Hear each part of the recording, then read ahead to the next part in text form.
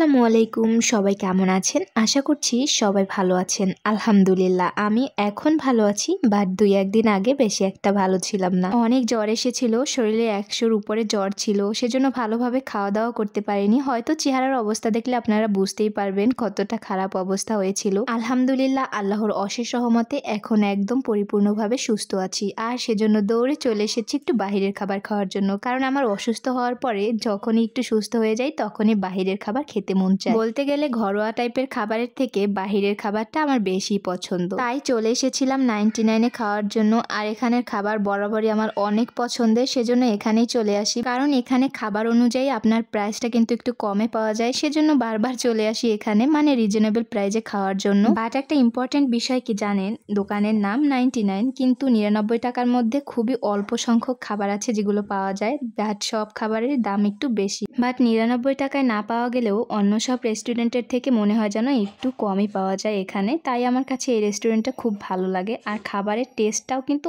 অনেক ভালো। আমরা এখানে যে খাবারগুলো অর্ডার করেছিলাম একটাও 99 টাকা ছিল না, সবগুলোই 99 টাকার বেশি ছিল। আর এখানে আমরা যার যার পছন্দের মতো খাবার অর্ডার করে নিয়েছিলাম। এখানে ছিল শর্মা, চাপ, লাচ্ছি আর হচ্ছে আপনাদের ভাইয়ার জন্য একটা স্পেশাল থাইচু। মানে আপনাদের ভাইয়া খুবই স্পেশাল একজন মানুষ, সেজন্য তার সব কিছুই স্পেশাল হতে হবে। মানে একটু মজা করলাম, মানে তার খুবই পছন্দের একটা খাবার হচ্ছে এই থাই স্যুপটা। বাট এই রেস্টুরেন্টের স্পেশাল থাই স্যুপটা আসলেই অনেক মজার। এটা কিন্তু আপনাদের ভাইয়ের কথা। যাই হোক, এরপরে হচ্ছে আমি খেয়ে নিচ্ছিলাম আমার পছন্দের খাবার। আমার শর্মা ভীষণ পছন্দ। শর্মা দেখলে আমার যে এত ভালো লাগে, মনে হয় যেন আমি সব কিছু হাতে পেয়ে গেছি। এক কথায় বলতে গেলে আমি হচ্ছে শর্মা লাভার। কে কে আমার মতো শর্মা পছন্দ করেন একটু কমেন্ট করে জানাবেন তো। ২-১ দিন না খেতে পারায় আজকে যে শর্মাটা খেয়েছি মনে হচ্ছে যেন সব কিছু উসুল হয়ে গেছে। সত্যিই কিন্তু অসাধারণ ছিল শর্মাটা। 99 এর শর্মাটা অনেক মজার। আজকে আমি ফার্স্ট টাইম ট্রাই করেছি 99 এর শর্মা। এর আগে সবসময় অন্য সব রেস্টুরেন্টের থেকে খাওয়া হয়েছে, বাট আজকে এই রেস্টুরেন্টের প্রথম শর্মা ট্রাই করলাম। বাট